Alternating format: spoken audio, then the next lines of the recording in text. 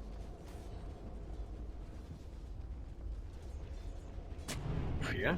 Doing placing an observer ward. Price would most likely here. Get the Spirit's Life now. Kinetic Field. Doesn't have TP though to get himself out of here. He's on the run. They're pinging Puppy to make the rotation at the same time. Top lane to get the kill on Yoku, but Puppy will find no fear. He has the points into the Malefice. Doctor and Enigma in one game. Every caster's nightmare. But Maledict, the Malefice. Really know which one's which in the team fight. And this time Maledict not going to be... Malefice not going to be enough. I swear I didn't do that on purpose. Get away. Setting up for 2, but Nofi's somehow able to just waddle his way out of there. Yes. Damage with level 1 Maledict. Malefice, goddammit.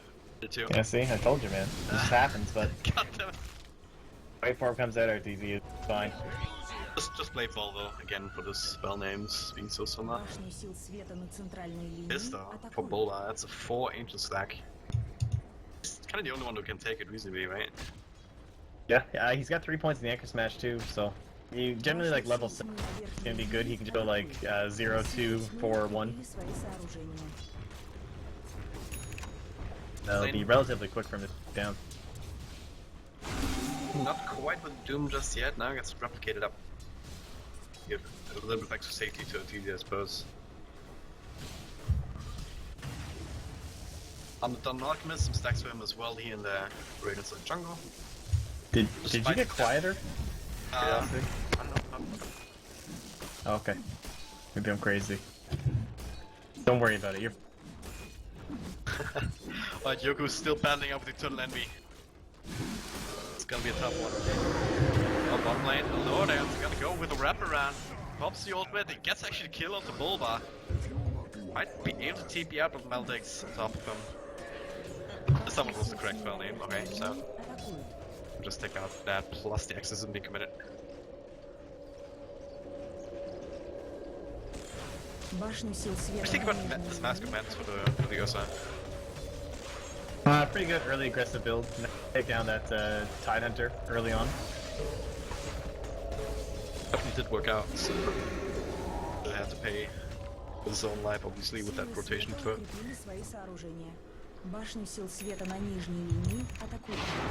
And they should still be able to pressure this, right? I mean, Catapult's still here, and the last hit to be a little quick about it as the Dexter comes down, but he grabs it and goes up. Yep. Fine. So, Armlet and 1300 gold, what a hero. You know, 5700 here, and there's the first Roche for VP. Sneaking in there? Not really, I don't think this smoked. I mean, this is what you expect, right? It's gonna be very difficult for them to contest the first Roche.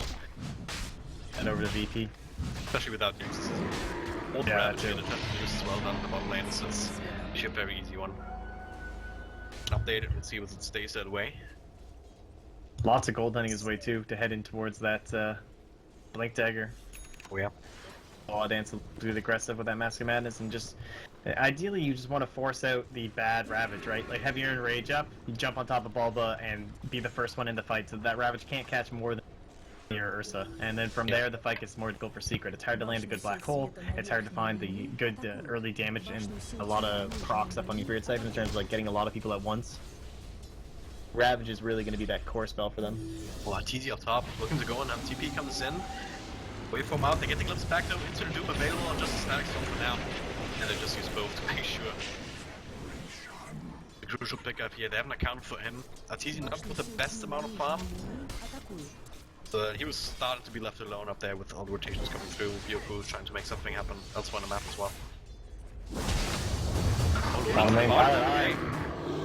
Pops the ultimate, maybe a little bit late, tries to TP out. Oh, he might live! He might live, he should live. Yeah, okay. Not enough Nice damage play. here, it was only level 1 Maledict. Not that crazy just yet. Yeah, with the Mask of Madness active, I thought maybe it was going to be... But they immediately drop a smoke, so they're looking to get aggressive here, hand it off to the Ursa, and they will come on into that dire side jungle more than likely. Still FNG and Yoku here, putting pressure up top, they will see the Eidolons. It's gonna bend it for now. I really like these observer wards though, up on the dire side. This one just blocking out the camp, trying to get the jungle farm a little bit lower for Puppy, who's yet to pick up something big. Went for the Ogre Club first. What's that gonna turn it into? Just straight up BKB? Yeah, I think so. Wow. You only have the Doom to cancel it, so. Other than I that, guess it would be like Vacuum and Static Storm and everything else, right? So I think that. Especially if you have a Titan on your team who can go for the Vacuum build up now. Especially Yeah. with the Ancient Farm that you can fall back on, so it does make sense. Envy and Yoku, they're still right next to each other when it comes to damage to heroes. Still 12 minutes to go.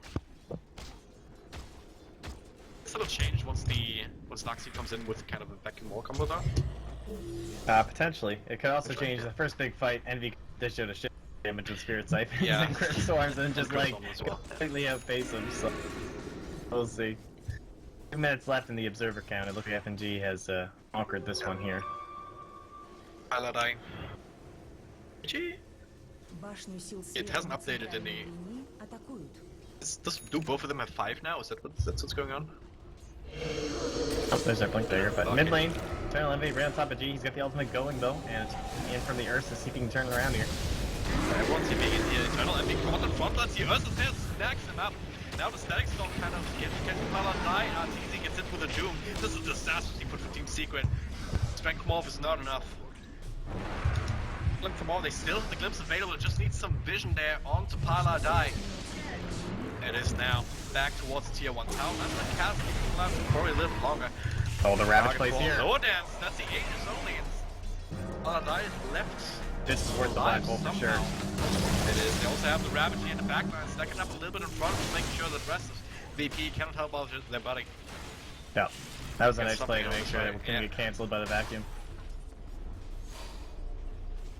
It was a bit odd that Paladin survived there. It was just a cast. None of the 4 heroes that was circling around him like vultures could actually do anything. So Stats has a really disastrous Wanna fight fight, again? but now the Radiance Gee, is with done. another I don't concussion? think he'll go in, will he? Way too risky. With his ultimate timing out as well, just trying to throw down some spells to get rid of the creeps to get secure the tower tonight. There will be We'll be able to accomplish that one. So now it's Stats, man. G really put on the pressure here. I'm going try and create this map space, and at the same time, Aloha Dance needs blinking, smoking, smacking. What they're doing right now. Doom not up for another minute, but the Stack Storm's up in 3. Find the glimpse play. And this will be where they have to fight, and it's right under a tower, so this is kind of risky. Not just beyond it though. Okay. Oh yes, I got it, Paladin. Disappointing. We did it. We did it right. The fact that he doesn't have the Yules and he's going for that Veil first can help with the damage overall, but again, no save potential up against something like that Ursa Blinken, and yeah, I guess I underestimated. I was envisioning some sort of a Yules play for some reason, but obviously that is not there.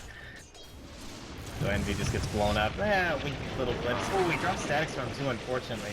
So, Alba, I guess he probably would have went down to a Law Dance. The Mass Madness was about to back out, so Yeah. force of the TP. It's not the longest cooldown, so it just means that they have to be a little bit safe and just farm up their own jungle so that it comes with cooldown before you really pressure another tower. Even at tier 1 mid. Despite it being very low, so it's... I think this is the time to actually... It's time to actually go, because Black Hole as well as Ravage is still on cooldown for quite a bit. Especially Black Hole obviously being one of the longest cooldowns in the game. Yeah, The longest, actually, yeah. there's a little bit of like each team having some of that pressure and burden, right? IRTC's building into the Lincoln Sphere, so he's definitely not looking to join into any sort of big fights right now. Trying to get up in towards that E-Blade in the end, but the other pressure being the Alchemist here for D, building up towards that Manta style. Of the Yasha, I'm gonna guess, or no, it's his recipe for his bots. He didn't finish those up quite yet, so he's not massively ahead, only about a 4K lead, and then followed up by his own Ursa and Darks here. So Massively ahead? What? it's only 4K. It's not too. Yeah, to his own teammate though, compared to RTZ. Yeah, that's true. I mean, he's like doubling RTZ, but he's an alchemist. I mean, I have high standards for an alchemist. High standards for drag and drop. I mean, a Sven could be at like 12K right now. I don't know. I expect a lot of the G. He's still playing very well. I'm not trying to take anything away. I'm just saying it's not too cray-cray. You know, there's no Manta Octarine Oh yeah. blown out or something here. Find Either themselves some way, extra they're farmies, smoked up. especially with They're these ready. Eidolons, but yeah, they want to fight. They don't have the black hole for only for another couple of seconds though. Bubbles get the blink. And if VP timed things correctly, then they should know that as well. Oh, they see this. Let him go. Game sense Oh. there from VP. Seeing that coming. Lordan's still hanging around though, but unfortunately for him, not being picked off. Secret's still looking for something else towards the ancient area, towards the middle lane. This part is pretty obvious, right? Something's probably going on. Oh yeah. Radiant's night vision, pretty lacking. They don't have any wards down in that whole top side of the map, just more focused down bottom. Good observers down here, but not gonna be able to catch out the fact that Secret's inside shop, and so some nice wards get placed down. One there, one by the Ancients, it's already active, so just kind of waiting, hoping that maybe there's a smoke play currently going, because from their own vision, they also only see the Ursa, probably assuming the rest are smoked up here. Yep. But in fact, they are at bottom, just kind of hanging out their tower. They're going to bring down the Ursa and start heading in towards Roche. Perhaps maybe a little scout play in there to see if they're active. Timer now, it'll be, oh my god, 15 seconds. If they find this Roche, Oh no. this could be a disaster They for should Team they Secret. do snack that arcane spell, but they won't find a kill previously. And the other Navy didn't look at it. Just be instantly taken out of the play. And now looking for more glyphs play on Poppy here. With secondary counter and then keeping him in. Bulb over the route, way too late. Oh, no. Third kill. Secret. VP Back totally. at it. Yeah. Strong map movement coming up from there, just completely maneuvering around Secret. And they can just head right into that tower. They can pressure the Roche pit next. If they, unfortunately, they don't have any way to scout it, like no global abilities or anything, and no illusions up yet for G. But I'm sure they'll check it soon, knowing how important it is for their Ursa. Right now, though, it's kind of a not looking gift towards the mouth. They just get these 3 field pickoffs and they take their chance, just putting on a lot of pressure here to the racks as soon as they can. That's easy. Tried to get the Alchemist illusion, and it's been denied too. And in just a couple of seconds after we're up in the high ground, 700 damage done or so to the tower. They're gonna be happy with that. Ravager cooldown. EP being shut down again. Yeah, I think they just scouted it out now perhaps. Yoke making a way in, but Secret should also know that this is a possibility of being up, so they're setting up Roll's Roche pit. They still have the black level. Yeah, pretty fortunate for them that VP didn't manage to go in there. And yeah, they get the pressure on that mid tower, but I feel like their momentum could have been progressed further by going in towards that Roshan pit. Just, it was very unlikely that it would have been ready by now, so standby VP in the play they did make. But Arteezy now into that Lincoln Sphere means that Doom play won't be quite as easy. Survive if he gets Static Storm potentially, but more than likely I guess he won't get right. That's actually one of these nerfs that the Doom had when they reworked his, gave him the Infernal Blade. Yeah. An attack modifier doesn't trigger Lincolns, whereas the level def did. So without building something like a 4-star or something silly like that, he doesn't actually have a way of triggering the Lincoln himself. He's gonna need one of his teammates to do that for him.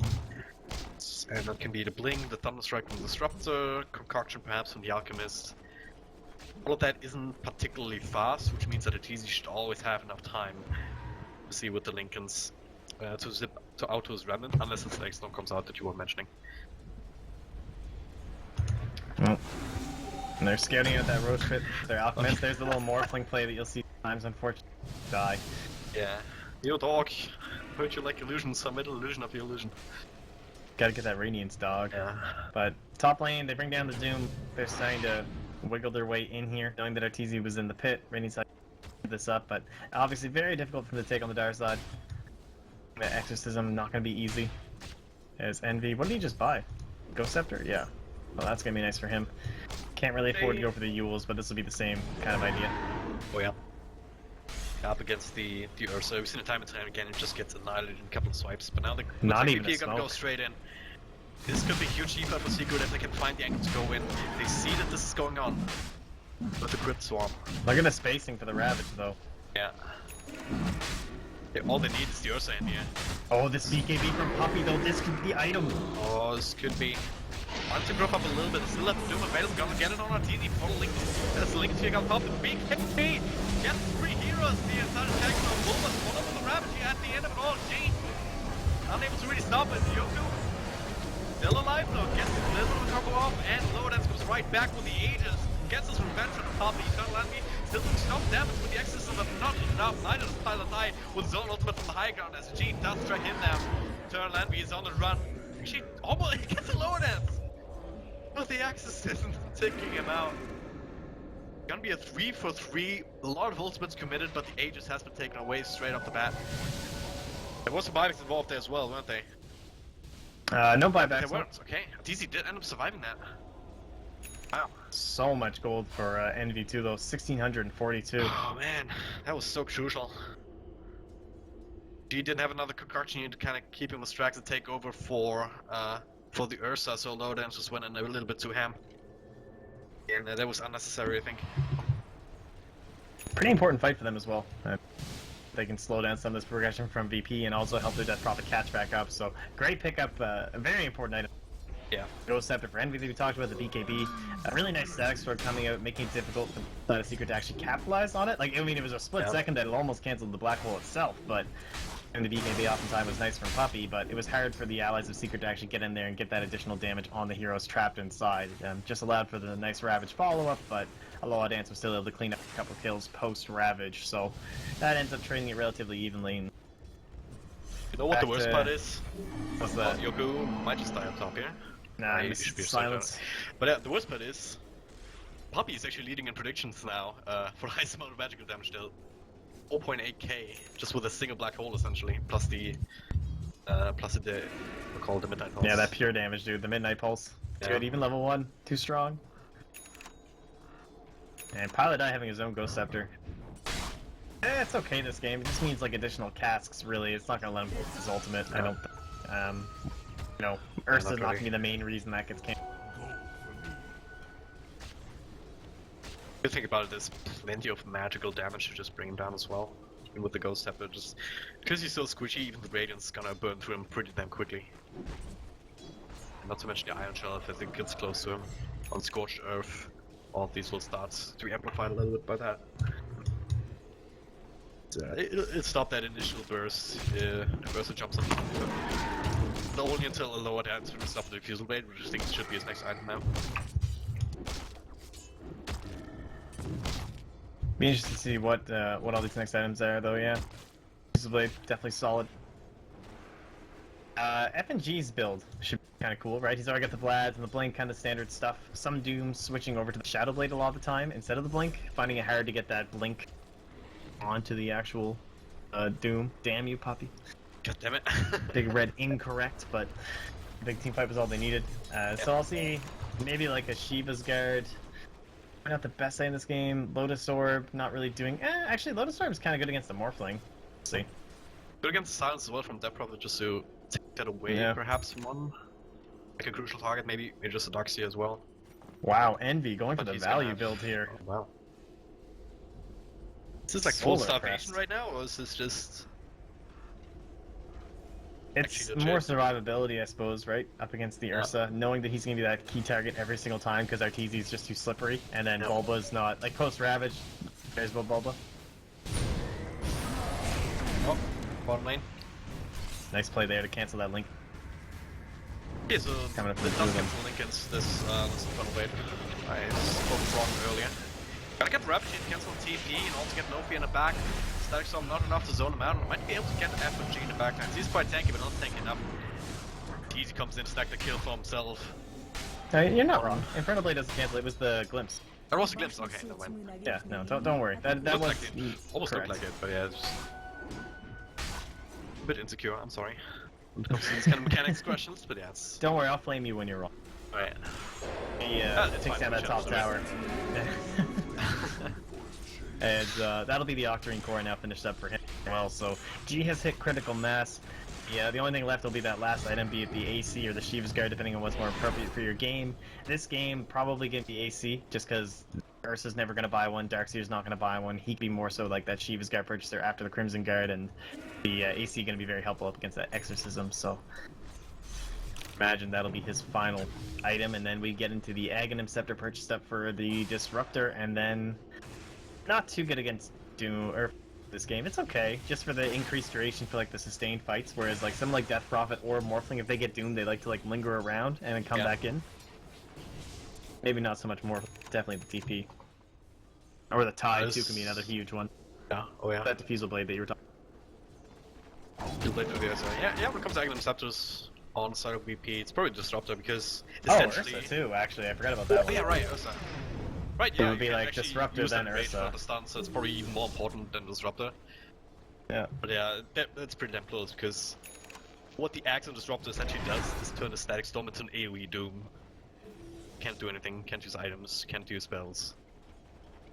Well, there's our E-Blade. The item has a appeared here for our TZ. Where's his E-Blade arms though? Like he's got the helmet. What a one-dimensional hero when two of his biggest cosmetics look like the item that he buys. Like, Helmet looks nice. All he has. Crown of Tears. Tagged up as an immortal weapon, it's not even helm or something, or headgear. Oh well. Please. so what about our Ursa here anyway? A minute and 40 seconds about.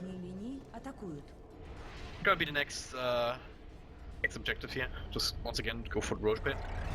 Yeah, if VP can find a good moment through the split pushing where like there's a bad split from secret, they can pressure that last tower, it'll be even better. But for now, the Eidolons are keeping away from Puppy. Looks like FNG might be building in towards that Lotus Orb. We'll see. I'm not sure if he has anything on the courier quite yet, but Yeah, it's probably the plan. Crimson Guard's done for Yoku.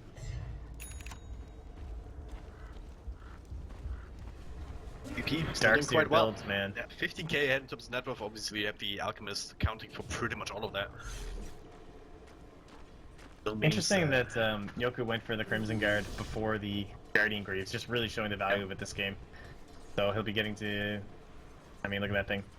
55 damage from each attack, 2 armor, last 10 seconds. Pretty nice. Still not even that far away from the Guardian Greaves, which are still going to be super useful when a Fort Silent can comes into play. Yeah, that's the Landy, thing. it's a good one without Guardian Greaves.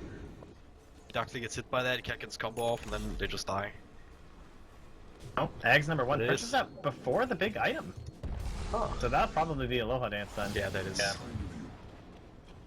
That was kind of you indeed. Gives off over some of that net worth, and you see the instant jump there. Lower dance's net worth. Huh. Interesting that they're going to value that over something like the AC, kind of insinuating that they're more so looking for that fight right now, I guess, right? I think it's really good. You can still get through the black hole, right? They saw Pili die, they just saw Cask. They know they're here to say to get ready for it. Arteezy might be looking to break them up. There's this Eternal Envy with the ultimate. G looking for target. Oh, nice static storm here. Catches Arteezy back up. Puppy dies immediately with the BKB pop. Arteezy tries to morph his way out of this. Gets glimpsed back into the fray. Should be morphing quite enough. Eternal Envy still causing some problems now. No fear with the Crimson Guard. Keeping alive a little longer, but he should be end up falling. 2-for-1 trade so far as Bullman ended up falling as well. In the beginning of the fight, they're still tracking down Arteezy. Yoku with a blink forward in front of him. Strength morphs was real, but doesn't have a whole lot available there. A lot left of it, but doesn't matter as FNG Joker doesn't quite have the damage, but damage is in fact. Look for Eternal Envy. He's left alone by the rest of the team. No Scepter or Solar Crest. None of that matters. 4 people are around you smacking away. I mean, not the Roshi in only 40 seconds, so I'm not quite getting as lucky as last time. No, not quite here. And man, Pilot Eye actually made that fight way closer. I think it's really nice plays there. Just baiting out that Alchemist for so long. He just led him around and around and around and right up onto that high ground. And then before finally popping his Ghost Scepter, and then Jesus like, well, shit. Didn't have the concoction left beat out. So Yeah, okay. gave a chance for them to get away, fully saving Arteezy, but not quite enough to save Envy. Didn't go for any sort of a TP plays. He didn't have one, unfortunately, so couldn't go Scepter and make the play out of there.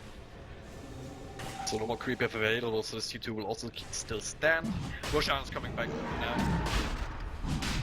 Rodam's gonna get to work on that right away.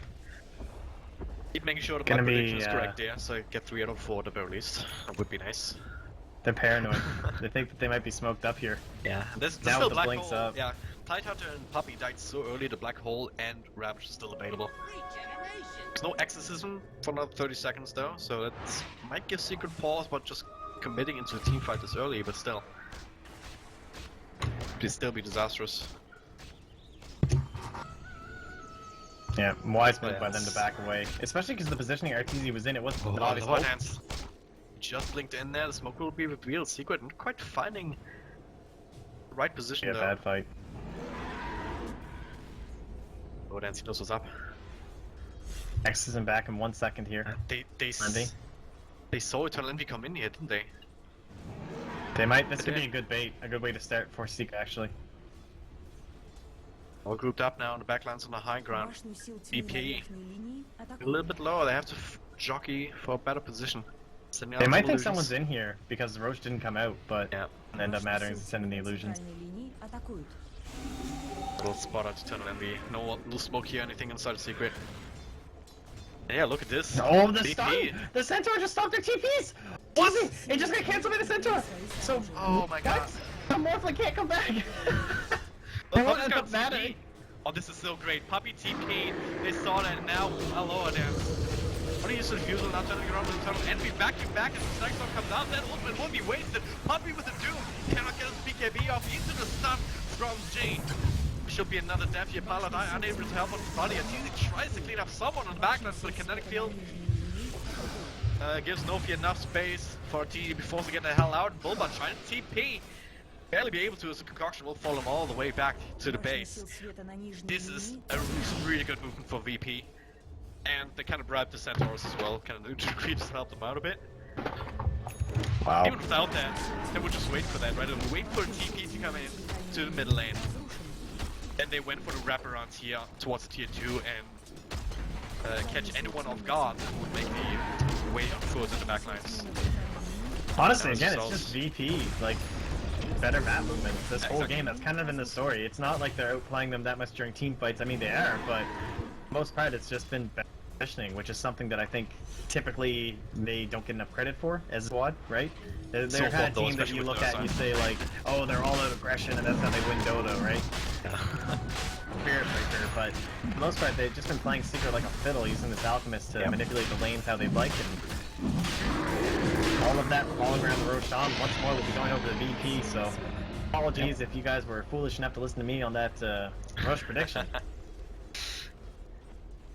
Three out of now, four it again. seems I they're think I got behind. 3 out of 4 in every single game now, so, thus far, which is a good quarter, I think. Pretty good, pretty decent, you know. Yeah, pretty good. There's our Okay. Shiva's guard now from F&G as well. It transforms that to mail into something more useful. Yeah, okay. It's not Thanks low for that comeback all. potential. Is there any stopping VP right now? I mean, look at Alchemist, he's back at 28k gold, does have the AC now. Can easily go to the next Aghanim Scepter for the Disruptor. Don't have a BKB on your course. Actually, RTZ has it, so I'm lying, but I don't think RTZ can win this game for them. It's a single target hero after all. One laner Combo. racks down versus Yeah. Alchemist 2, who's just like, yeah, he's a hero that people pick burst up, but that's for like before 25 minutes. After 35 minutes, this magical burst damage, you know, that's not what you need. RTZ needs to get into that next stratosphere of Morphling hero where you're Yeah. just right-clicking for a ridiculous amount, and he's getting there, but still a ways to go before he's actually that terrifying, right? Like maybe like a Scotty or something. A little bit of extra control and damage added on. Speaking of control, lower dance. Crucial item there, that's Scythe of Vires. It's The quite nice classic. here as this diffuse blade charge is running low. You can still upgrade that, of course, but yeah, it's Scythe of Vires, the hex just prevents the ghost up from coming out in the first place. We saw Alliance in a similar position earlier today. Down, up against Team Secret in fact, and they were able to hold for much longer than you would have thought, considering the net worth disadvantage they were at, thanks to having these big AoE teamfight abilities, and now this time, rather than the Magnus, it'll be the Enigma and the Tidehunter, and the Refresher done onto Bulba means they can simply win one big fight without a question. Oh yeah. What matters is how many heroes you get in that Ravage, though. Can you get a full 5-man wipe to actually bring back a sizable amount of net worth, or do you only get 2 or 3, they back off and they come right back when everything's on cooldown? Yep. So how can you bait them in? How can you find that good spot? Is it going to be a smoke out into the jungle? Dire side? That's Very always difficult. the scariest thing when you draft a lineup like this that's really centered around these big cooldowns. If you don't get it, if you don't win a team fight, even if you win a team fight, if you don't win it well enough, it's still gonna bite you in the ass because you're not gonna be able to repeat that generally. this kind of situation. So absolutely right with that. Yeah, and VP then playing it safe, they're trying not to get them, let themselves get to a position where that's even an option for Secret. So they're gonna have to go for a subpar initiation. They want to get anything done and prevent any sort of damage coming out. the gem is really important here too. For No Fear, just allowing them to close out, make sure these plays aren't possible. And that next Aghanim Scepter gets passed on over to No Fear. Just a moment here. And he will be the terrifying disruptor. Axe onto Artesia and trying to bring him down, not quite enough damage on Lower Dance. Unwilling to commit a little bit, unwilling to commit that much deeper. He did 1,000 damage, 1,000 health damage. Banned of like 2 seconds. That was without the ultimate. I think if he popped the ultimate there, he would have had that extra damage to make it work. Yeah. Will harm no foul, I suppose. I think in the end, RTC can just like wait out on the blade though. He won't die to Ursa. He just blade himself. Yeah. If he stacks up though. Also, That's Fuse true, Blade that's still. I guess it's linked here. The Fusion has a cooldown now, doesn't it? 2 seconds, yeah. Oh yeah, we're not on the 0 anymore. Yeah. That was exciting. Good times. People were complaining about, people that were using quick cast were complaining that they wasted diffuse blade charges because of it. It was fun.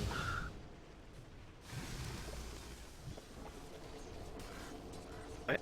Disruptor has that axe, the AoE Doom is online. Lower Dan's very hard to actually lock down because of his axe. I don't know, I don't see this graph heading in a southerly direction anytime soon. It's just going up and up and up, and they're just not giving them the opportunity. VP doing a good job here. Not falling into the trap of the AoE. Maybe if they could get any sort of a split push game going with like an Nature's Prophet down bottom. Like the Illusions are doing their best trying to push it in, but can't actually have that like hero up on the base. Doesn't seem. That's typically how you want to approach something like this, right? You want that like Clinks or Nature's Prophet, someone that can power 5 or 6 times and blink back, and Alk, just not hero for that. You can, That you can does set make this more solutions, but difficult. it's, yeah, they're not gonna be... So slow. You can't do that when you have the next Aegis though on... Actually this Aegis, which is just expiring, so a Lower Dance would have been the option, right? But with the creep that's dying that quickly, it's a little bit tricky. So, the thing is, you see a way for Secret to come back into this, because I don't think Death Prophet being that far behind, even with all these defensive items, Eternal Envy just keeps getting picked off at the beginning of the fight and cannot really get the next system damage done, which is the one avenue for him to have any sort of impact now. Yeah. Not an easy ND game. I mean, look at the top 5 of the net worth. It is 4 of those 5 There's a are Doom on up VP, there. and He's about to get even further than Artesia, actually. One of them is, whoever he hands his Aghanim's over to. Who do you give it to? The Doom? I actually like the Doom better than the Darkseer. I feel like it's gonna do more work. Because you're in the fountain too, so you can just run the Doom up to the fountain and make sure that they can't escape the Doom timeout. Yeah, or his hand off to him. That's so good, actually. Thanks. Yes. He just gets an egg. That's all you have to say, man. Just thanks. He hands you 4,200 gold. He puts you above the enemy morphling, and it's just thanks. I mean, that's an option that's available on the all chat, or like the chat wheel. Clearly, that's not enough of a emotional sentiment here to really thank someone for getting eggs. Well, considering the type of hero that he is, the fact that he's That's saying true. thanks. He is like he's an Satan infernal incarnate. hellboy. The fact that he's saying thanks in first place is almost like an additional weakness, like that he is appreciating someone else's input. As he should be like the infernal NASA or whatever. Not too certain on the lore, but hey. We are getting way too many lopsided games that don't end soon enough today. Because this is like the 4th time we've ended up with something like this. Stupid shit like that, yeah. But hey, once again, tune into the drop reject type of rejects. That's what you're gonna get. And we're not rejects anymore. Valve invited us. Oh yeah. I mean, we're on top tier, man. Did it. Living. I know, I'm still waiting on my first land. True. Oh, here we go. Secrets play. The smoke up. Radiant Vision, not inside. Decent push here. Arteezy. See if he's the one that has the sacrifice, but he'll have that illusion running alongside the rest of the team, so he can pop on in. And they need something big. Low Dance would be nice. Could be big. Yeah, low dance can range up towards it, and he does. Oh, what a black hole. Get them. Low dance just yet. Follow Ravage, and this will do the trick. 2 heroes down. Used everything though, and this comes back to the problem that we talked about earlier. No black hole for 165, no double ravage for 140. Not enough. 180. They only got the 2. I mean, it's Ursa, right? But as I soon as think he it had comes to be back, 4. yeah. As Honestly. soon as he comes back, G is still alive and kicking. And now VP can feel much more safe than going into a high ground push once these heroes are back online. Even the next ages or 1.5 minutes. But top lane G finds Pila die. Free pick off as well. He doesn't even have going, he's still hitting so hard. Miss. He got some wards down though. Got his job done. 45 seconds till he respawns. 6 wards by 50 minutes. Just trying to keep the quota up. Yeah. Secret. They're 2-0 right now. Might be a 2-1 still. Unless they can have a miracle happen to them. Last eggs here. Flown out to G. I would sooner put this on myself as the alchemist.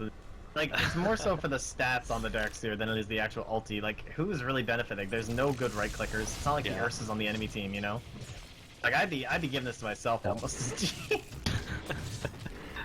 So what is it? It's the increased damage dealt by the illusions. And like right now his illusions just aren't even that scary. Although 140 is pretty fun. I guess if you get a good morphing illusion. Like, he's sitting for a decent amount right now actually, almost 300. 140% of that. An extra hero and a half in your team, so... Just munching away at the racks here, has no fear in the world, can buy back TP in, probably... Yeah, it needs a little more gold actually. So... Only the range. Surprised they're not just... I guess they're waiting for the next wave, but it's definitely time to commit fully. Yeah, one lane's pushed in, but I don't think they're too worried about that. And Repair without heroes pushing that down as well. Well, it took too long, so the Ravage now back up as they have their timers going next to their computers and everything here. Back away and head into the Roche pit, and that does mean that we'll have BK, or rather the Black Hole and the Ravage by the time they can get there. Unless Ursa magically appears in the pit in half a second.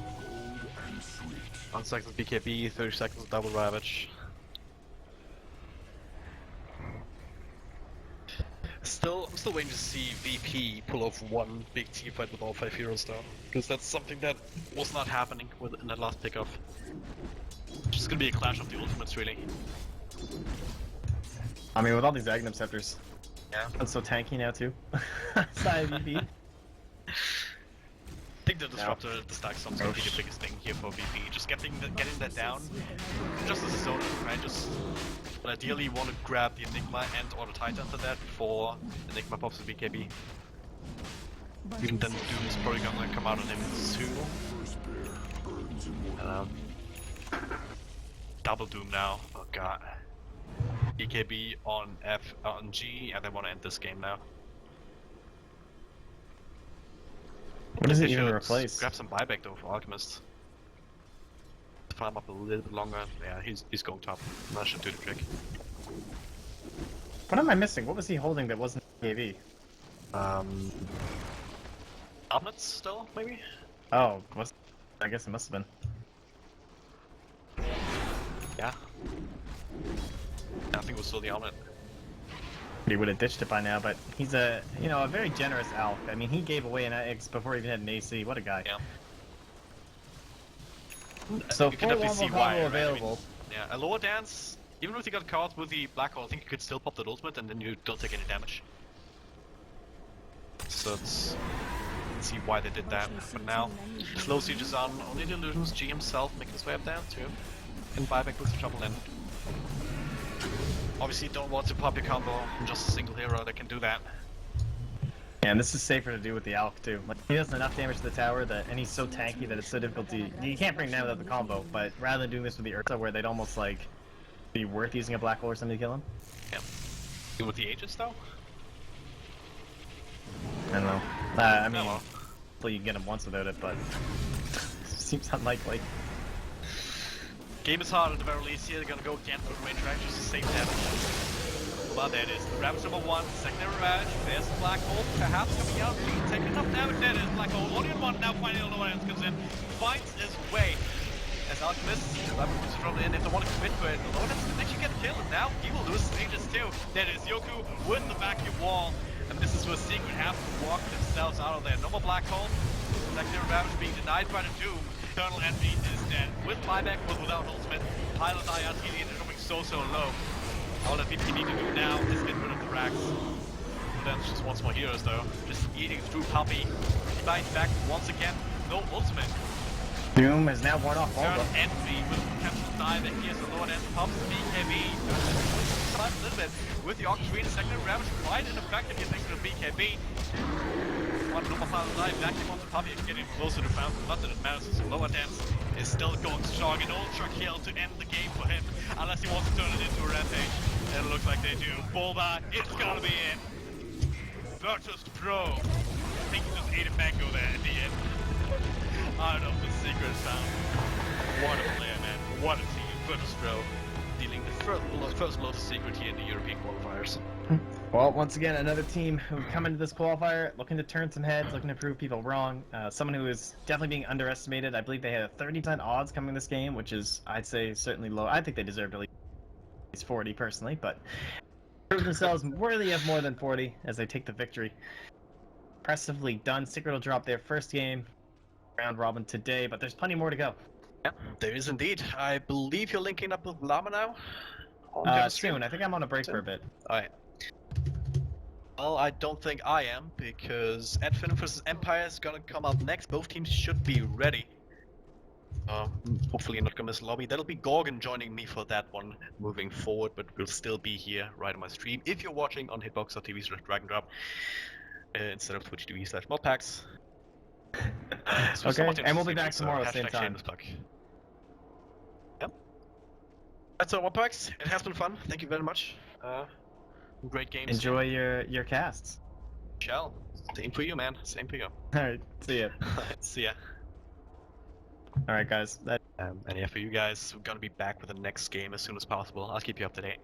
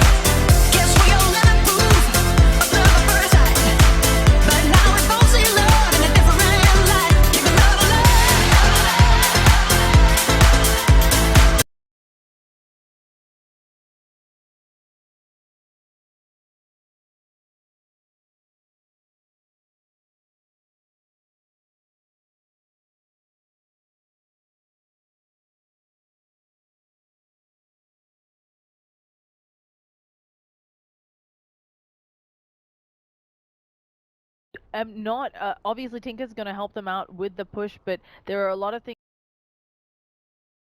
The Tinker isn't quick with the fingers, going to be in trouble, so we'll have to see. And even with Tinker, I'm not sure March spam will be enough with the way that Terrorblade and the Tide work. It may take quite a while before the Tinker is super ready to blow things up. The way Tide's gonna build this game is Tide's gonna go mech and Tide's gonna go pipe. And then they're just gonna go high ground. For Power Rangers. Well, that is going to be not the most exciting, but yeah, that does make a lot of sense. But Vega have a really good way of stalling this game and getting pickoffs around the map. Whereas Power Rangers, this Batrider pick, they don't have anything else. Like, they don't have any other burst damage at all. So even though this Batrider is a good counter pick and can get stuff done, they still don't have burst. So I guess Lion is the best ban here for Vega. I think it also a little bit earlier in the game for Power Rangers is going to be hard because if the Batrider blinks in and tries to pull someone back, really needs the force stop because as you said, the damage is coming out from the Terrorblade and the whole team. It won't be enough just to have a blink on one other hero unless it is that Lion, as you said, who can jump in and just immediately use the finger. And of course then that is cooldown dependent. Bounty Hunter going to be what Vega's worried about, so I wonder if they really just want Beast Monster to go jungle, but because the Bounty's banned, it's going to be Enchantress. Okadokes. And that was also the CM ban to make sure that their Enchantress has a great time, so they're ready. Yeah, they want to put so much pressure on this Tinker early on. And they're going to shut him down. So what Enchantress does here, it allows you to steal a lot of stacks from Tinker. It allows you to put pressure on Tinker in the mid lane, where you can do tower dives because you're going to have these Enchantress creeps constantly. So now you're just like, okay, well, Ty can actually go in the off lane now. And he's going to soak up a lot of the EXP or the ganks from Disruptor and Slark. So now they don't have anything to protect their Tinker in the mid lane, and he's just going to get a run over. I honestly think Power Rangers have outdrafted Vega like 80-20. The Doom is a good counter though. Like here you have another hero that can roam. It can eat the creeps coming in from Enchantress. So I really love the Doom last pick here. This helps out a lot, and then if you can do the Doom off on Terrorblade, could potentially win those team fights. So this is, it kind of brings it back a little bit, like 65-35 now for Power Rangers.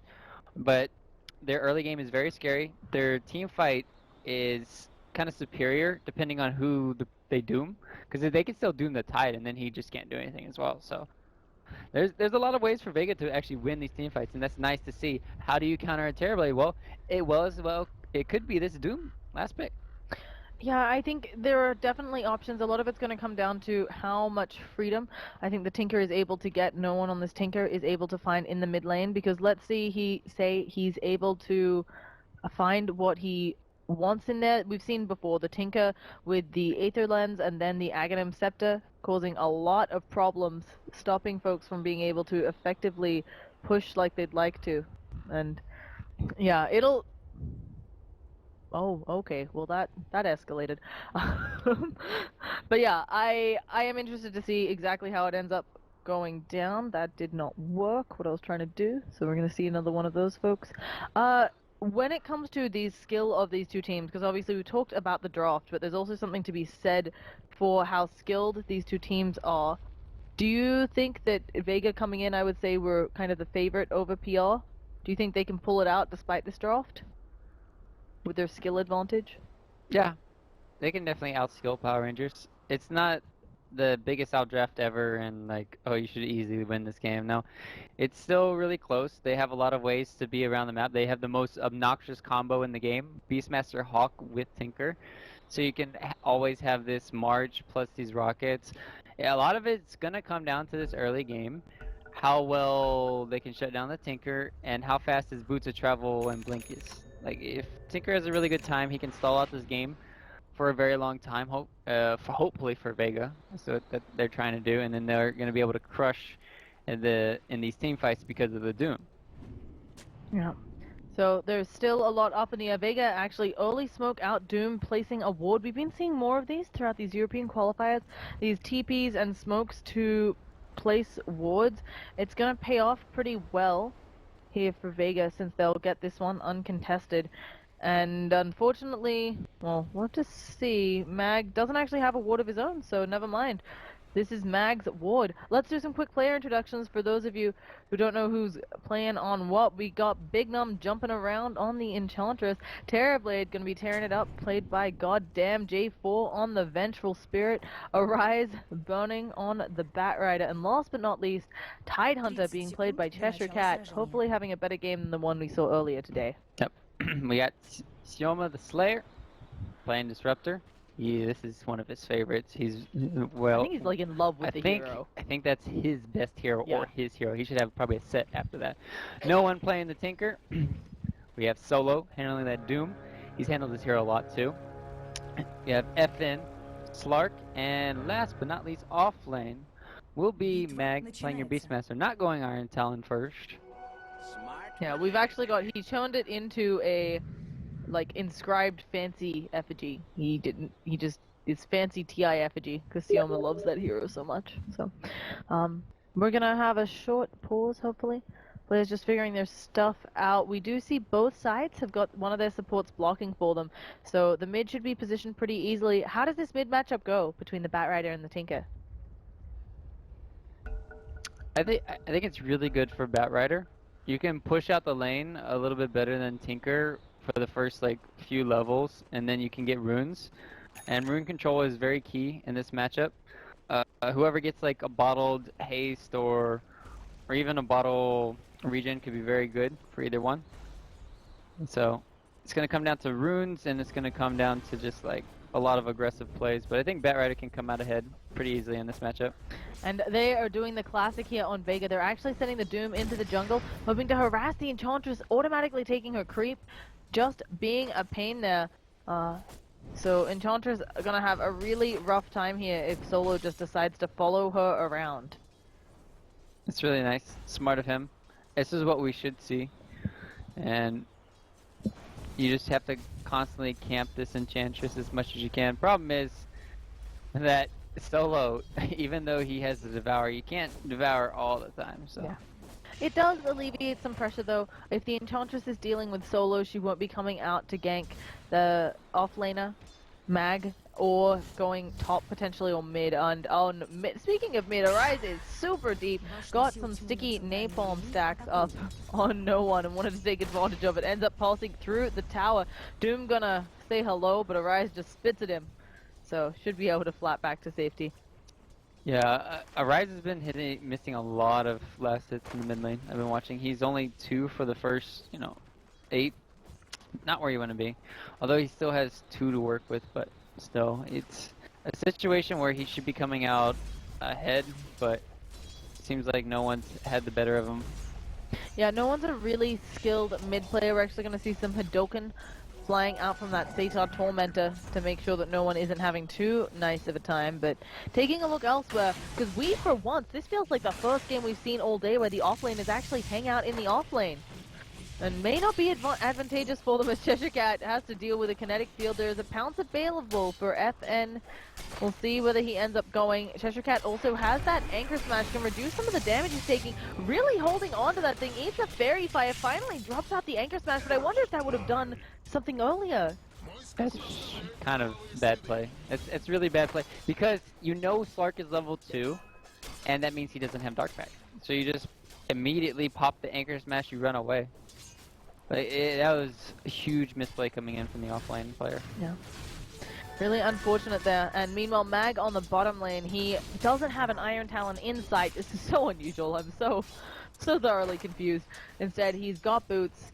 He's going to be up there. He's not contesting the farm on Goddamn as much, but he's definitely not letting it be a free lane for the Terrorblade. Bada bing, bada boom. That's what we heard here. Yeah, you guys probably didn't hear. We just had some loud banging going on. Oh, yeah. A lot of people like to bang around here. Oh my goodness, yes. You should see the production room. Oh, but no one in the mid lane still. Actually, it's evened up some. It looks like now no one's missed some lost hits since he's only sitting at 11. What is going on here? Well, no one should be not handedly losing, but this is a Batrider favored lane, so it's still pretty nice for no one. the only way he can make Arise miss last hits is with his laser. But Arise can play super aggressive, and he shouldn't be able to be punished, but I don't know. Here comes the rune contest. Nope. Not for you, no one. Get out of my river. Yeah, instead, it'll be Solo finding himself an Enchantress in the jungle. He eats her creep again. He's wanting to throw that Infernal Blade up onto her. And now they've got the wraparound. They've got some damage coming out from the Disruptor as well. Healing from Big Num. Gets caught in that kinetic field. Again, I'm not 100% sure the two of them have the damage. Could pop the wand, get the mana for the net, but instead Big Num will just run it on out. They have Glimpse. They have another kinetic field, but they won't be able to do both. So Big Num forced to wrap around.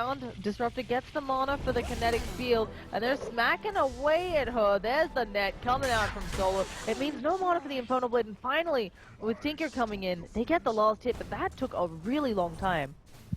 Space. But sadly, it was a kill going for no one. That's not what you want to have it. I thought he would keep running in the direction like, oh, I'm just going to run to the tier 3s. I'm going to keep run in, but it's kind of sad to see that him turning around, giving Tinker a kill like that.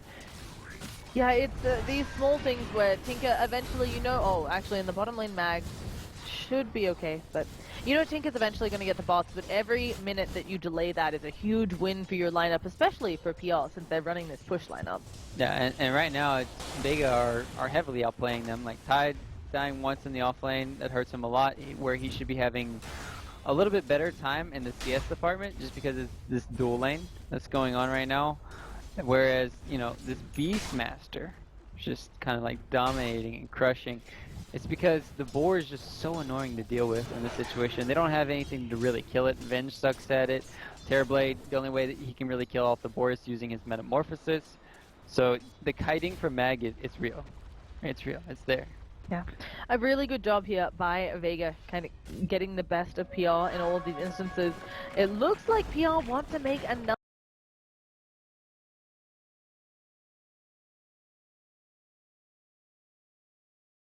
will be for 7 more seconds. They're still chasing. They're going to be able to drop some more sticky napalm in a second there. Arise doesn't have a point in that flame break right now though, so it looks like that's just going to be the TP out. Gets a ward down, stops the gank on Tinker, TP's away, doesn't die. I mean, how many check boxes do you need before they respect you, Sioma? Well, Sioma clearly doing a really good job. They're looking for a kill onto PR. God damn now. He is not looking pretty here. Gonna be Rockets finishing him off, and that's another kill for the Tinker. This is looking very bad for Power Rangers.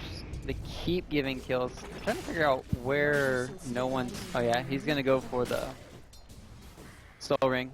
Do they have any stacks for him in the jungle? Is the question. They do have... not really a stack.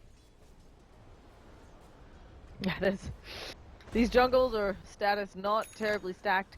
It feels like a lot of the big problem here is that Enchantress, she's been attempting to make rotations, but none have been successful. Maybe would be better served farming. It's just a hard game because they last picked that Doom that completely countered what Power Rangers wanted to do. And it just goes to show you that they weren't ready for it. And no one though.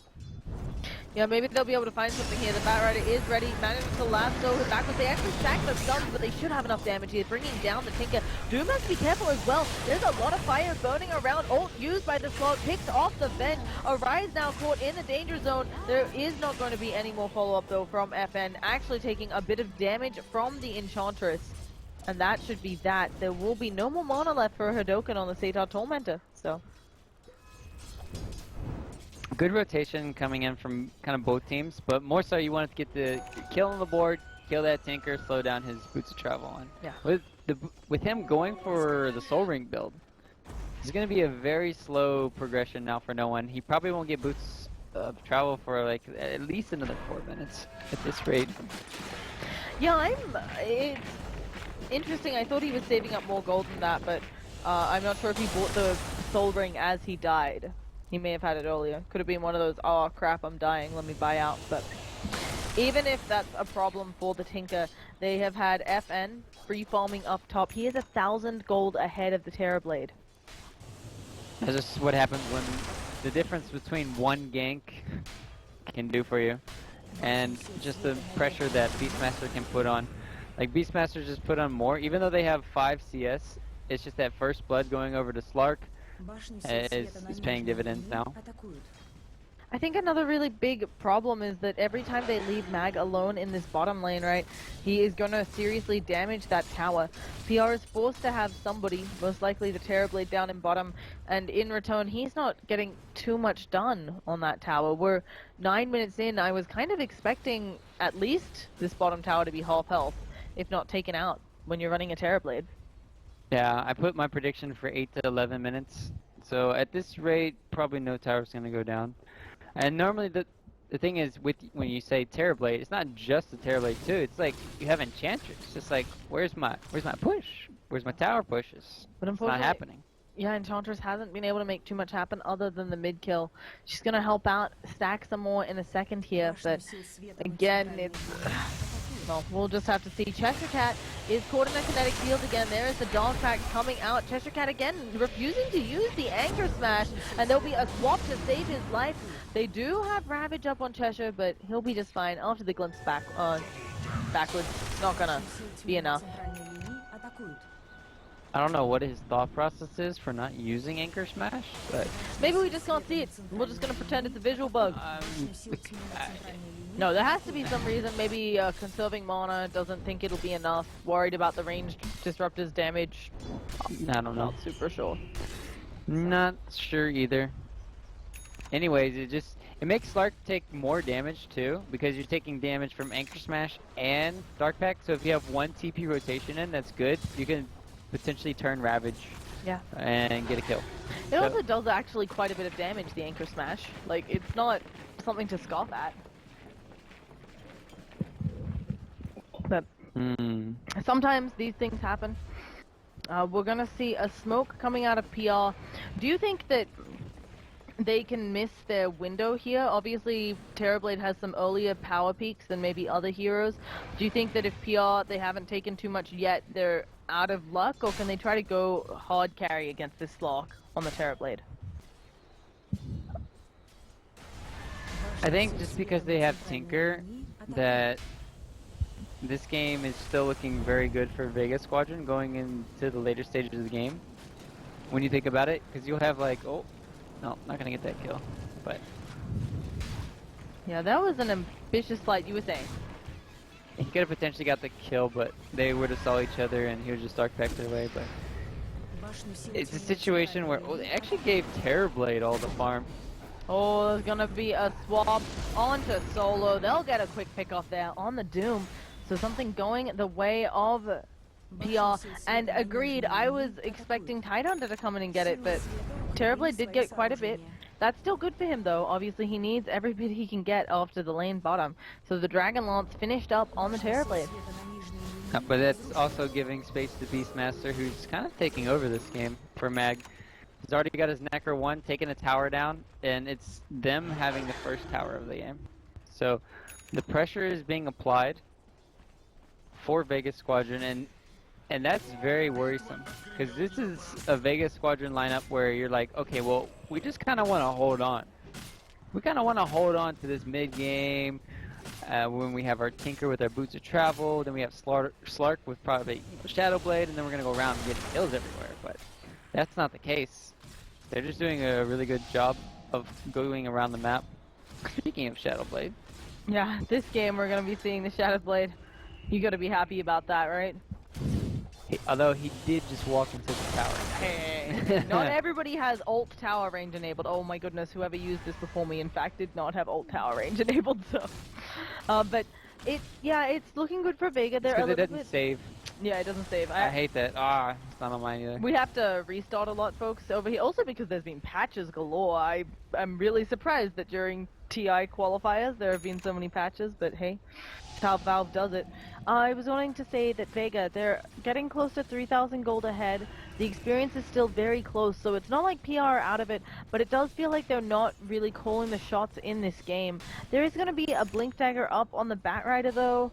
Maybe they could try for a smoke on PR to get something to happen.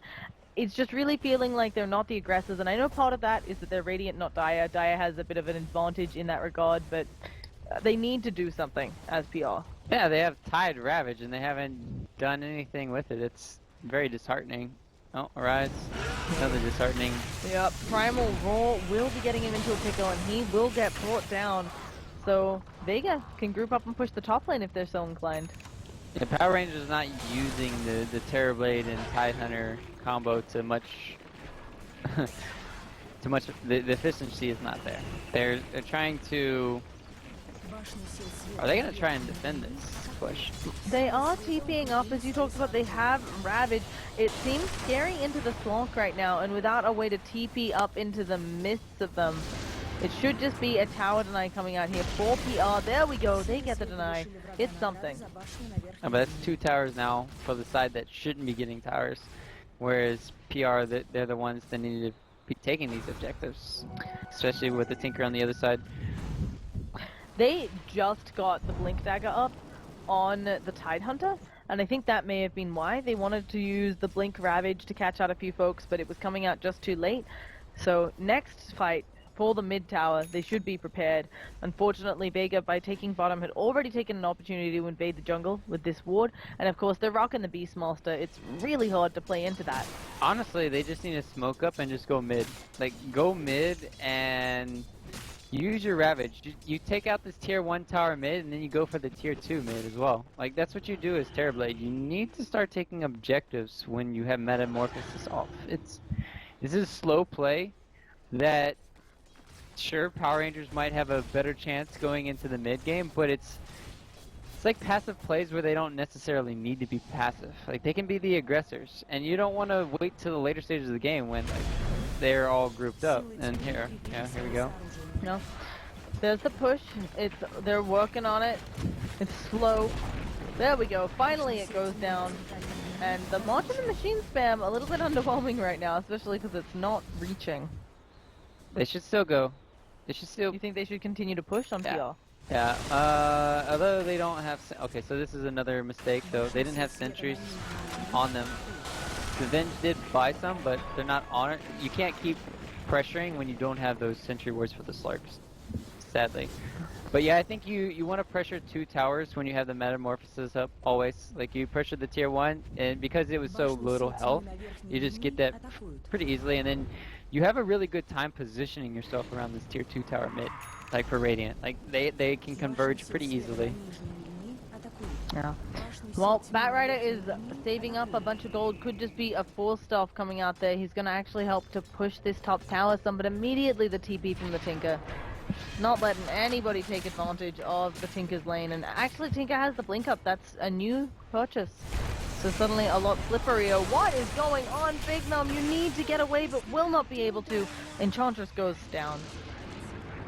Well, there may be more. Never mind. That is the send back on the Tide.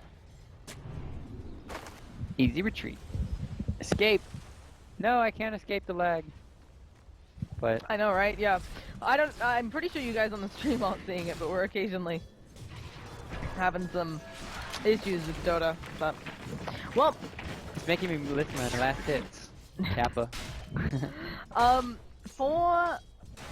PR are gonna work towards a 4-star on the Tide. It could actually be the mech. He's got options. I just was wondering that. I wanted to say, PR just feels like they are slowly falling behind. They have no smokes for a while here. They don't have one on anyone and none in the courier. If they just sit back, I'm worried it's just gonna slowly continue to go Vega's way since they're farming more efficiently on Vega. Yeah. I actually. Okay, so there's also some things that I wanted to touch on, but I agree. They're just letting Vega get away with murder, like pushing the map and just out farming them. But one thing to touch on is I do agree that this isn't necessarily the best game for a Tide with a mech first. I do agree with Cheshire Cat going for this blink first, because the way you nullify the mechanism is with this Doom. So instead you have to have your own initiation for Tides to be effective in team fights. And they have double blink, but they're not utilizing it at all. We haven't seen one Ravage this game at 18 minutes, and they've only acquired 1 tower with the threat of a Ravage. And that's not good. It's not good at all. What else is not great would be the Slok chasing with the DD, but he doesn't manage to catch anyone out. On the Ravage, it does feel like people being very cautious with when they throw them out, really wanting to have that big teamfight impact or hold it to push. But I think often, especially with the amount of farm that this, or levels that the Tide was able to achieve, you should blow that first Ravage just for some kills. You're not going to have a, oh, okay, we actually have an engagement up there. Tinker managed to take out Enchantress. Goddamn, now Primal Roar Laser. Will they have enough? Yeah, oh no, the beautiful swap. Terrorblade goes down to the Beast Lost and Necronomicon anyway. And Venge, unable to save her ally's life, loses her own. And just to top it all off, we have Soma, MVP status, just sending the Tide Hunter back with the glimpse. Couldn't even get the Blink Ravage off. Oh boy. Yeah, it is quickly becoming a disaster here for Power Rangers. They are far behind, and it just looks like the skill from Vega coming out. They are simply a better team in this match. Yeah, I would agree. You can just see that they really want to try utilizing like Terrorblade Tide combo, but they're lacking the experience, and they're lacking the play. It's just showing in their play. Yeah. Well, Vega, they will back on out, but I wouldn't expect this one to take too much longer. They can go try to pick up the Roshan. They're gonna just go straight for the Silver Edge on Slok, and that could help them find a pick up and end things. Goddamn does have a Manta though. Like there is some hope here. What does this next defense look like for PR? Should they defend the outer towers? Should they only go for high ground? Honestly, PR, like they're reaching a peak in this game where they're actually gonna have no control in the game. Like they had the first 20-minute window where they were superior in team fights, but now because they've let Vega Tinkers come online, you're seeing what's happening. And they also just finding ways to itemize really well for Vega, where they eventually they're just gonna have the superior item advantage, and they're just gonna be able to win team fights. Yeah, it doesn't... It's looking very difficult for PR. They do manage to take a tier 1 though. It's going to be a bit of gold going their way. They're 7,500 gold behind. Could be worse, to be polite. Yeah, all things considered, they're still pressuring, but they're going to be trading a tier 1 and tier 2 for Roche, which isn't that bad, all things considered. Yeah, it's a pretty standard trade, and with how far behind they are on PR, it's good that they find anything up there. Roshan taking quite a while. Dire actually forting, but this will just delay things. They'll get the Roshan anyway, and without people immediately TPing, it should be a top tier 2, and it is. Sark will be picking up the Aegis. This is when you can play very ballsy now for FN. They are not super able to kill the Slok here. We can take a look. Obviously, there are multiple people on Vega who haven't gone down yet, but Slok, slippery, hard to get to. I feel like FN would need to overextend for PR to have a chance. I don't think they're going to be able to kill the Slark at all. I think we talked about. Especially, I don't even think they'll kill him once, but let alone twice. So in a situation where if you're going into team fights, you just have to hope to hit a good Ravage, probably on the Tinker when he's like trying to boot to travel away or something, and then you just try to kill off, you know, the backliners, and then hopefully you just lose like a Venge or something and an Enchantress, because Slark is gonna want to go on the backlines as well. Yeah. Well, for PR.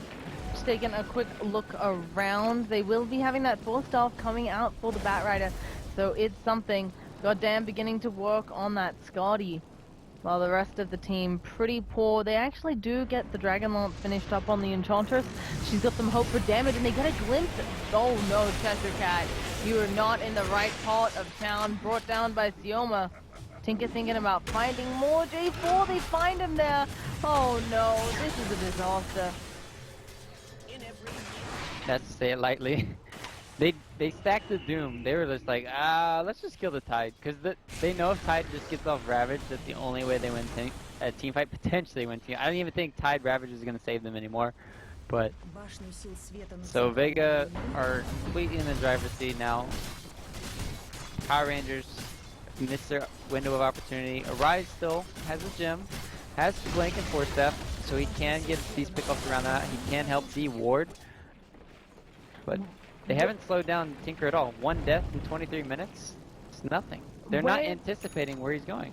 Where do you think it went wrong? Is it just they needed to have better gank rotations? No ganks, just 5-man. Just 5-man? Yeah, they didn't 5-man. And that's what their lineup does at 5-mans. Well. And also, just kind of Doom solo played really well this game. Where you just have the Doom going around messing up with the Enchantress. Enchantress is a pretty useless pick, but even then, like, oh, speaking of useless heroes, Touchable.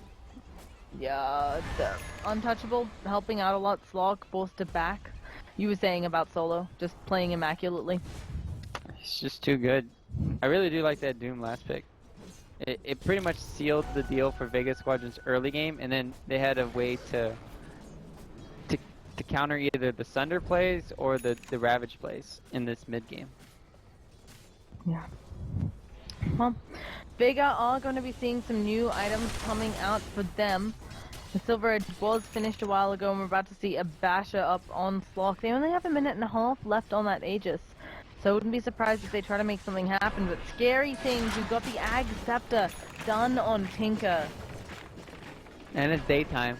It just became daytime too, like a minute ago or so. And this is just where Beastmaster plus Tinker could take over the game. Like you said, the Aegis still has like a minute or so to work with. They'll probably get this tier 2 bottom, and then they'll probably back off and farm more. And then they'll just wait till Aegis, and then go high ground again. But it's pretty much Vega's game to lose. And PR, they just need to start predicting.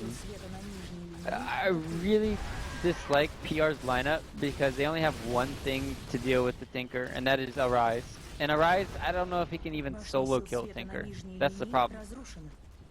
Yeah, and scarily for Arise, he's going back for the Lincolns, and it's just... It's a very defensive item, and I'm not sure whether it'll be enough here. Got him going for Lincoln? Sorry, yeah, I mean, oh, I thought he had it on the courier, yeah? No. I understand it, I'm assuming so that he doesn't have to worry about the Primal Roar, so that he doesn't have to worry as much about Doom, but I feel that there are so many single target things here that you're going to get punished. I think they just realized that they need this for the Roar, they need this for the Doom. But sadly to say, if they waste one, they can still use the other. Does Solo have Blink? Yeah, Solo has a Blink too. This is just looking so bad. No. For PR. I do agree though, with his Lincolns, he doesn't have the damage he would really love from the Scotty. He doesn't have ways to slow down the enemy. That's the problem with PR, they don't have the best ways to hold people. Like you have Batrider and Tide. Like once those spells are gone, those ultimates, you have nothing really to work around afterwards. Oh. Vega are really taking their sweet time with this push. They want to make sure that it is an Aegis one, it looks like. Not wanting to take any chances in the best of one, but they are, of course, over 12,000 gold ahead and 12,000 experience ahead. So they could probably take a little bit bigger of a risk here. Yeah, it's not a, Oh, J4, the pounce does not actually manage to land. So has to use that ult, ends up backing away on the Slock. And this may be a team fight that they can win. The Beastmaster in another lane, he does have bots, but he's not there right now. Oh, they managed to get a huge Ravage coming out there. Static Storm, though, immediately returned onto a lot of the Radiant heroes. They kill off the Doom. Let's see if Chest Protector, he's so lucky. No, he can't. Laser and Rockets coming on through. Terrorblade manages to use the ult onto the Sloth. It's a good thing, but goddamn, stunned up here, being brought down. Tinker has more Rockets. And that'll be a 4-for-1. PR only getting the Doom. man, Laser, I just want to show fight recap there. That is just should be all Tinker. Wait, what? A lot of it's Tinker, 5,000. Yeah, 5,000. the scale isn't right there. No, that's right. It's right. That's amazing. Yeah. Tinker just carried the shit out of that. It's a situation where you have to like, oh, Clark's there? He just wasted everything. Gotta kill him. Oh, man. Rise almost dead. They'll try to repel this push, but it's not looking like it's something they can do on PR. Once they have people back up again in 15 seconds, they can probably try to fight, but for now, it's going to be Rax going down. Just look at this rocket spam. It's causing so much trouble to their lineup. It's actually getting the bench down to half health. There's not much left in the tank for Yeah, the side of Power Rangers. It's just it's nothing you can really do at this point either. Like that last team fight effort, once you don't hit the perfect Ravage there, it got Slark, but he dark backed it. So it's useless. Useless Ravage, killing off like one support is not good. And even a Rise, like he got the Disruptor, but then he just got glimpsed back as he was flaming last. So there's just nothing going real for the side of Power Rangers, and everything's on the side of Power Rangers. Oh gosh, goddamn, taking a lot of damage there. He goes down. The bashes were real on Slark. And Slow death. This is painful to watch. Painful. I mean, it's hard. Nobody should be forced to GG out or anything, but this game doesn't feel like it's got many or any options left for PR here. It's fine. Rise is dead. Oh gosh. He was. That right up. Alright, I'll give you a summary. Guess how many shots it took. He had a double 5? damage. Oh, It's 3. 3. Okay. Well, 3. that's not 3. Not 4. Oh. Well, Range Barracks gonna be going down. Look, FN just stands there, takes it from the Enchantress, doesn't super care about it. They haven't actually killed the Rax yet. It finally does go down. It gets denied by Big Num. But now, here they come for the mid push. Bigger going for it on this mid lane tower. They're laying down the mod to the machine spam. They've got FN up in the driver's seat.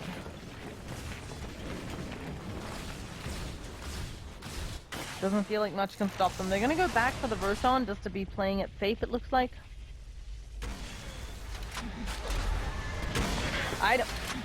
For PR, we've seen a couple of their games today already. It doesn't quite feel like they're all there and together yet. Yep. Do you think it's a team synergy issue or something else?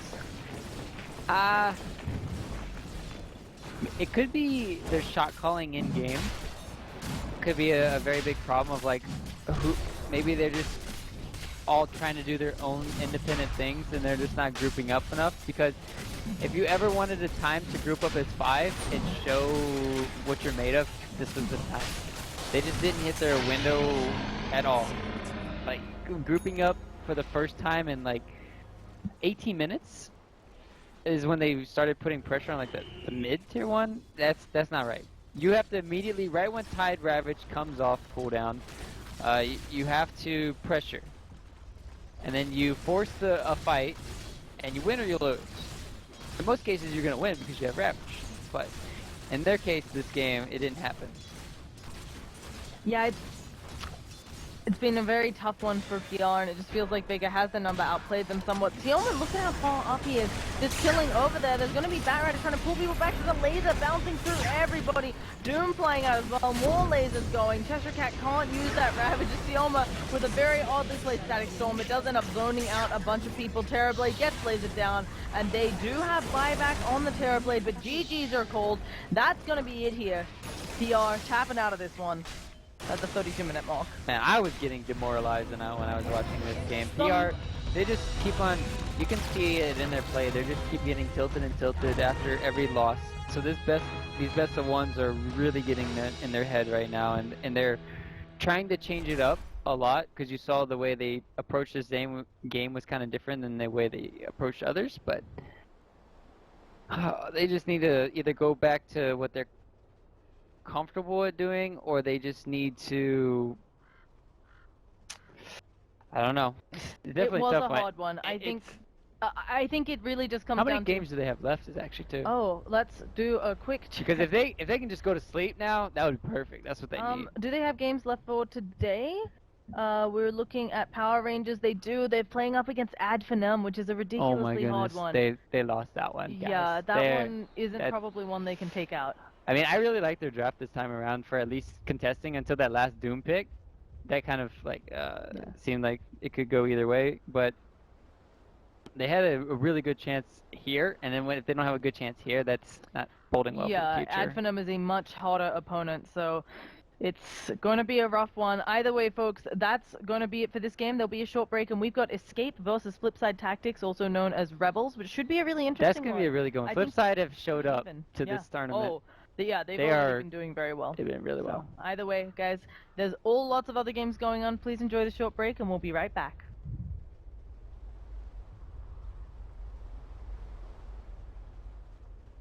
I'm gonna run the ads.